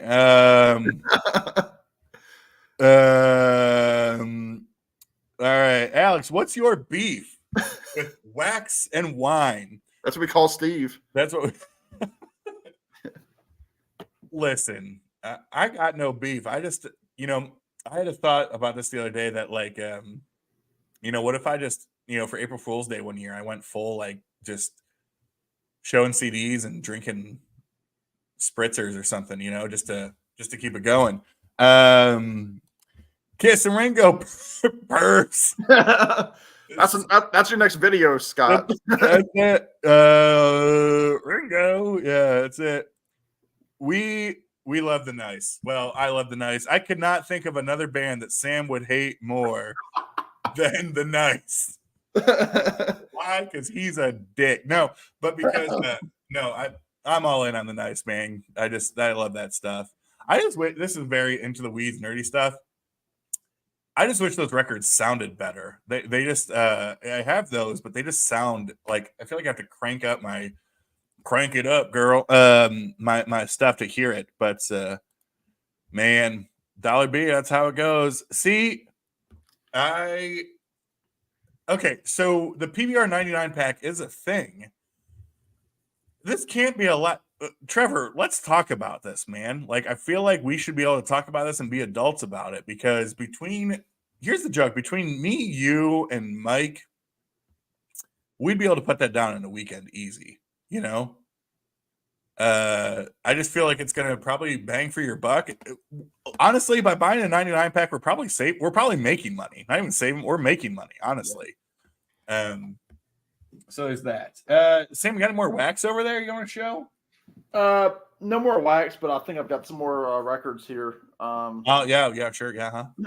And I mean, there's no change from my stupid little stream from earlier today. But for anybody that likes a good, like, morning, like, kind of like ambient kind of piano music, this is an album I showed earlier today on my stream by Jeremiah Freites, who is the drummer and piano player for the Lumineers.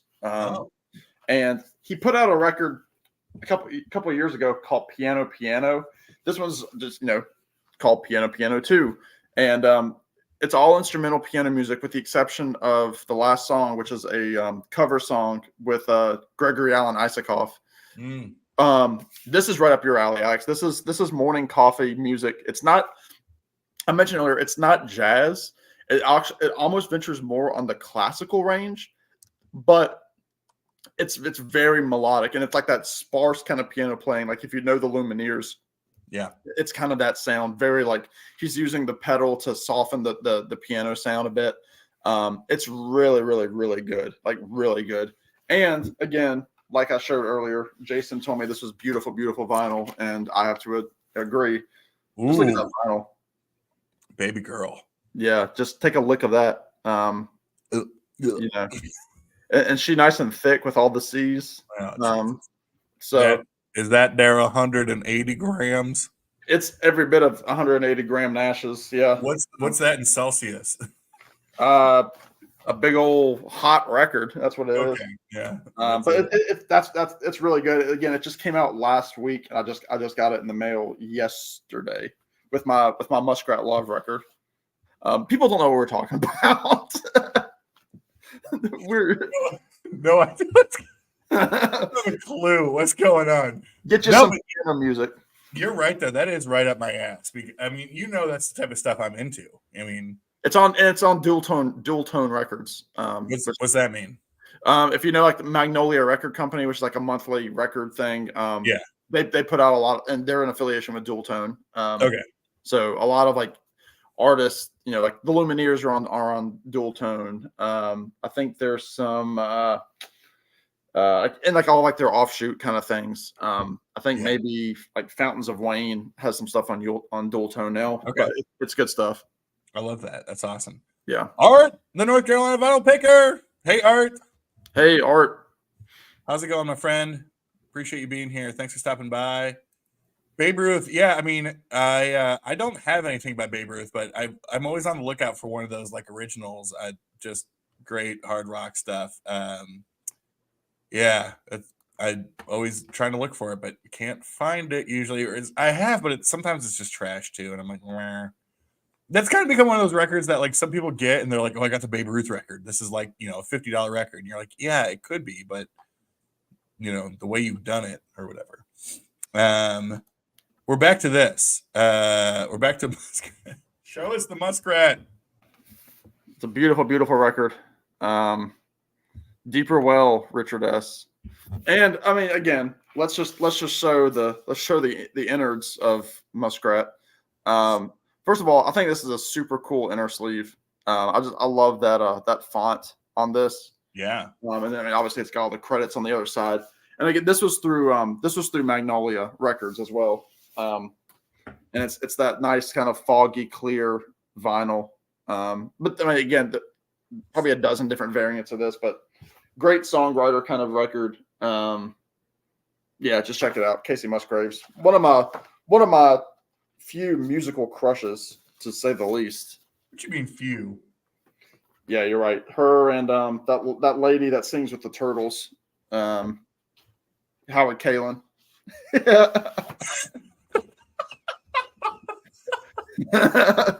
and the lead singer of Aerosmith. Yeah, that's a pretty lady.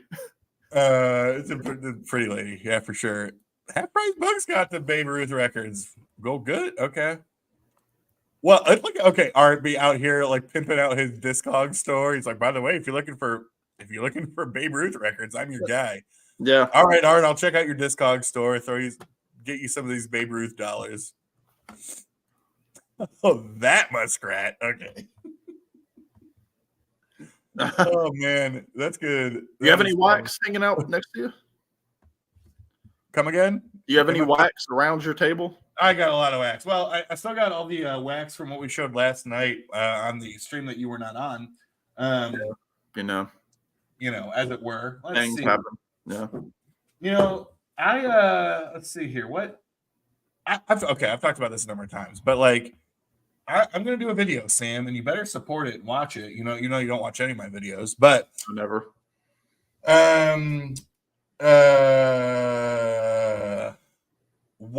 Okay. So summertime for me, when the weather gets good, just give me AOR, man. Just give me FM bops from like the late 70s and I'm all in. And I've heard this record a gazillion times because you can hear it on the radio a gazillion times.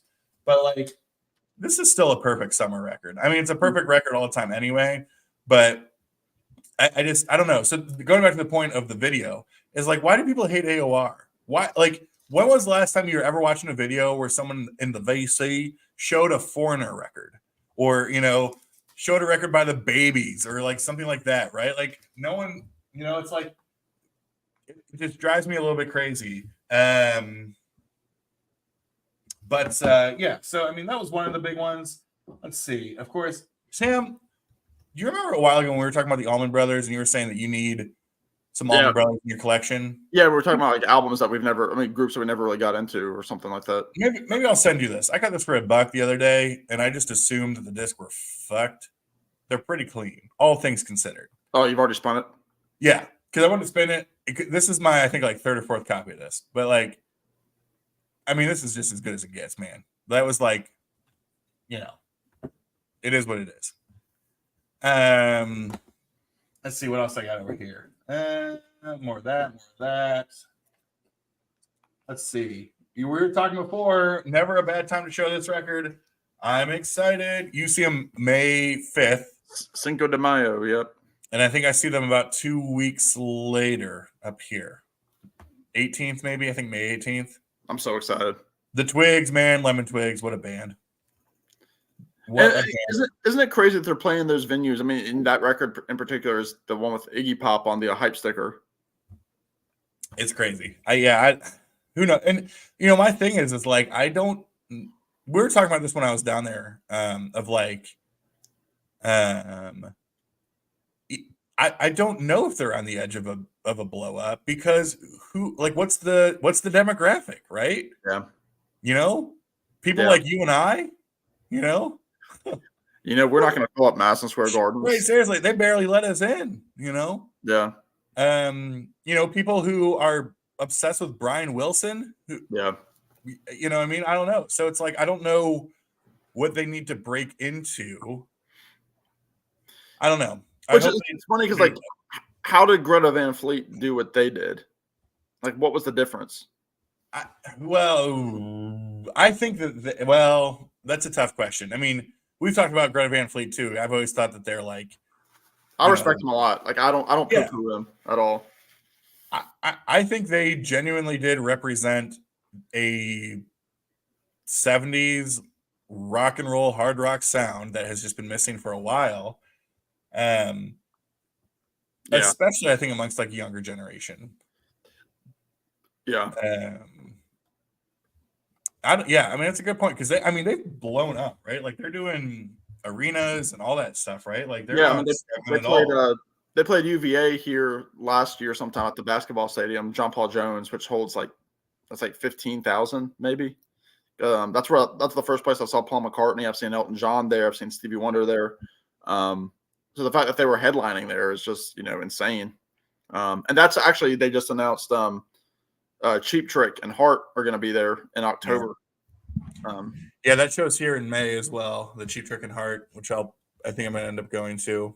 I would just love to see Anne sing live. That just sounds amazing. But it's interesting too. Of like back on the Twigs, right? Like they spent all of last year opening for the Killers, and like the Killers and the Women Twigs are not necessarily like the same type of music, but like they're a huge pop band that was selling out arenas. So there's that. Emma is here from 8 Vinyl Low. Don't know if you all have heard of her. Did someone say Cheap Trick? Yes. And congratulations, Emma. I know it was a special day for you in the state of Illinois this past week with the official Cheap Trick Day in the state of Illinois on Monday. I know it's a very special day. I hope you're able to celebrate it with those that you love and those close to you. I just know what a special day it is. It's a great day to have double chicken necks. You know what I mean?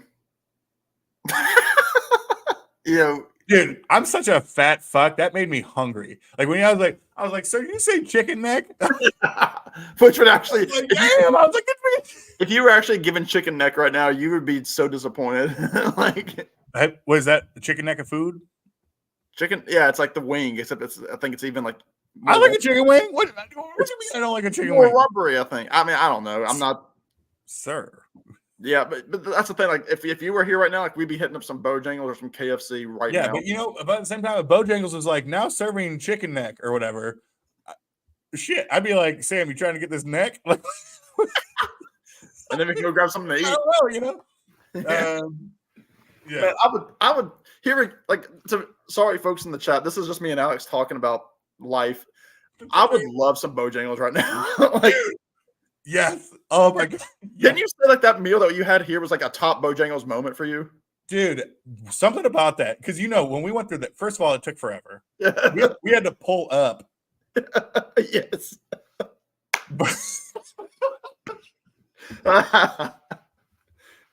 And then the drive-through. We had to pull up, but also, I don't know what maybe it was the environment that I was in. Maybe it was just I was around friends and people I cared about, but like that, I will look at that moment and say, like, that was one of the best meals I've ever had in my life. God bless. Without question. Like everything about it was perfect, with the exception of the lack of sauce. They fucked us on sauce. Well, that's how they do it across the board. Like every Bojangles I've been to, it's been the one little cup of barbecue or Bo sauce or whatever they call it, and that's it. If you want to be real rich and spend 50 cents for the extra cup. I know, but they got rid of the Bo sauce entirely. That's right. Yeah, what did I have? I had the buffalo sauce, which I've never had. That was tasty. Oh, so you did take the buffalo, did you? That was good though, yeah. It was good. It was Sam, good. How much of a beer you got over there? How much of a beer? Yeah, I was curious. What do you mean, how much of a beer? I don't know. Are you still canning? You glassing?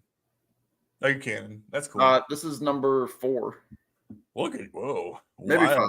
Yeah, only a wild child Jason. Over here. Yeah. Okay, here we go. Jason's back. Come visit. I'll make a better meat. J sauce. Is that what they call them on the half? Oh, sorry. It says meal. I saw meat, Jason, and I also thought that worked. Listen, yeah, you ain't got Bose out there in the Great West, but man, yeah, Bojangles is hit. Now, they have expanded big time here in the Midwest. Columbus, Ohio has a Bojangles. I don't go fucking near it, man. I don't go near it. It is Bojangles light. Yeah, it's not. It's like it is the worst. What's wrong with it? It is like, I mean, how could you explain it? Right? It's your typical. It's like when the local place franchises and goes national. You know, it's not the same. It is not the same. When it first opened up here, I had confidence.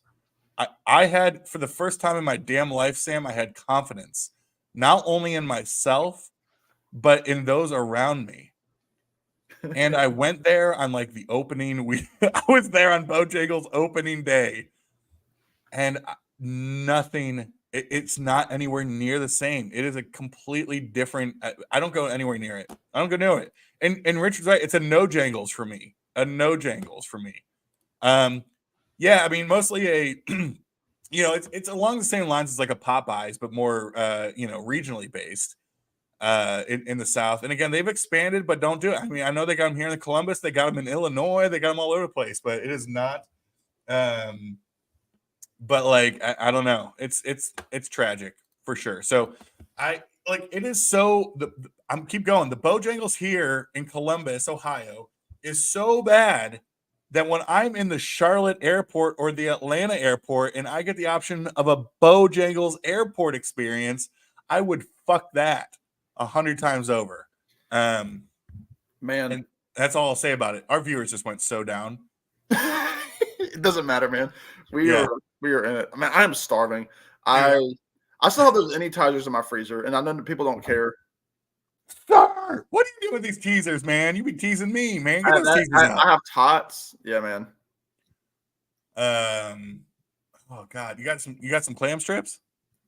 No, you scarf those down, the half shell. This is important. I'm a fan of In-N-Out. I love In-N-Out. The problem is their fries suck. And the In-N-Out fries are bottom barrel trash. 1,000% Richard. Their fries are trash. And people are like, yeah, you get them animal style. Yeah, you can polish the turd all you want. It is still a big heaping piece of shit.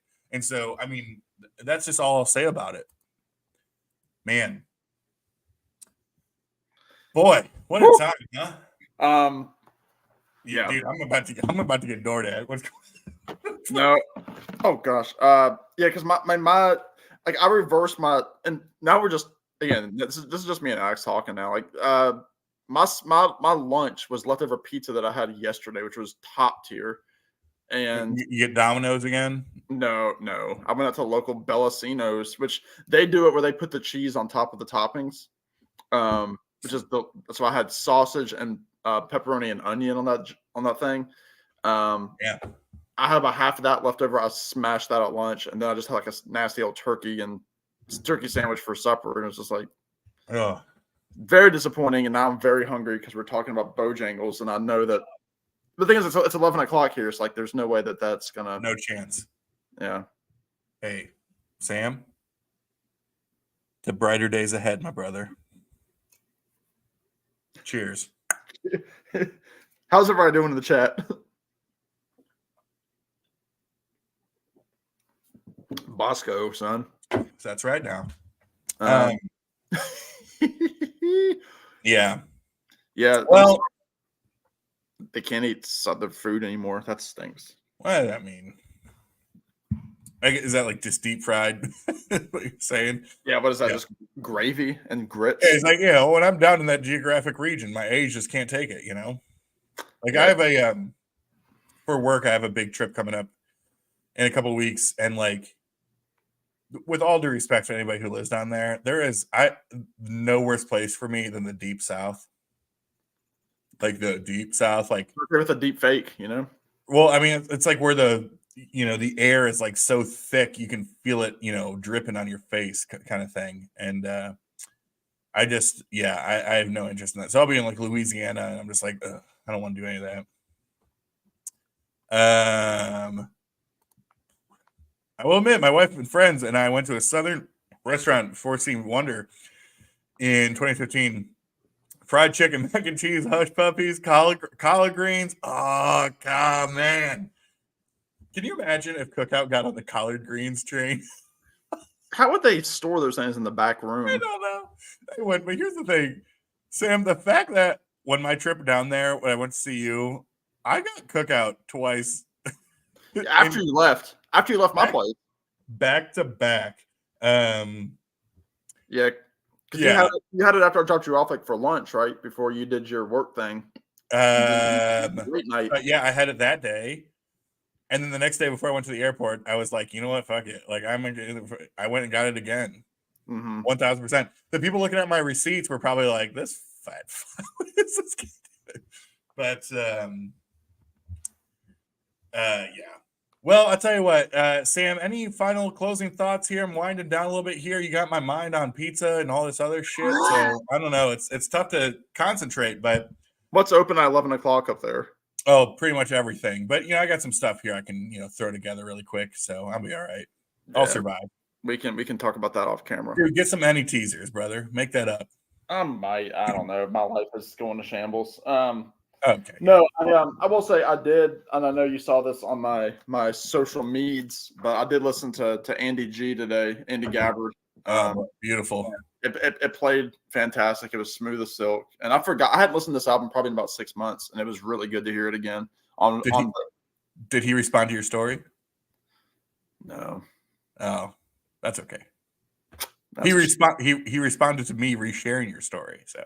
Oh, like he commented on it. He liked it. But he follows me, Sam. So. Yeah, I don't have people that follow me other than you and Glenn and Jason. You. Yeah, but yeah, that's all I gotta say. A great record. Show more coal mine, buggers. Yeah. Yeah. No, I don't have anything. I don't have anything crazy coming up. I'm kind of in a standstill for ideas. So I am Brian Massey. I'm on Massey's Main Entertainment. He just posted our Elite 8 video, I think today. Sweet 16 video today, and it hit the algorithm somehow, and so we're up to like, I think he said like based on statistics, it should be getting up to like 750 views or so. Wow, you hit it absolutely. That's awesome. This is great. I mean, it's a 30-minute video, but Massey's Main Entertainment, we're ranking our favorite, or we're doing a bracket style of best albums of the 70s. It's based around sales and charts and that sort of thing. So there was a system to it. It wasn't just us saying like this is a cool album from the 70s. It was all based around math and all that boring stuff. But check out Massey's Main Entertainment. I'm on that, and check out my channel if you want. Not much happening. If you want. No, I love that. That's awesome. Well, and last thing for me, I'm going to pimp this out one more time for anybody watching that wasn't seeing before. Most recent video that I posted on my channel is an interview with his name's Louis Robert King. He's a composer, arranger, orchestrator. But specifically, the reason I wanted to get in contact with him was because of his role with the Ironsides in this beautiful record called Changing Light. So if you comment on the video, you're entered into a drawing to win a copy of this record. So I just love this so much, and it was so great talking to him. And I don't know, I'm kind of digging like the whole, I hate to call it interviews, but it's just cool to talk to people like that and just be like, what the fuck do you do? So yeah, I'm into it. But hey, Richard, Kyle, everybody out there who has been commenting all night, really appreciate you all, and hope everybody has a great night, a great weekend. I'll be traveling this weekend, going to a concert, doing some fun stuff. We've seen the great Matthew Sweet this weekend. Sam, you know Matthew Sweet? He's the guy that does the Beatles videos on YouTube. That's him. So, he's great. I'm really looking forward to that. And damn Thaint Don. Yeah. Yeah. So there's great. No, I do know Matt. He was in the Thorns. Yeah. Some great stuff. Hey, Jason, it's great work, but it would be even greater work if you were here. We love you to death, man. And just but we hate you a little bit because you didn't. I was gonna say, Jason, our thoughts are with you, man. We know there's a lot going on. So all right. Trevor, you the man, brother. Appreciate you. And let's talk more about 99 pack PBRs in Boston. Almost bought a flight ticket today, so we're getting there. All right. Take care, everybody. Be good. We'll see you around, and cheers. Happy Thursday. Let's get after it. Bye, all. Man.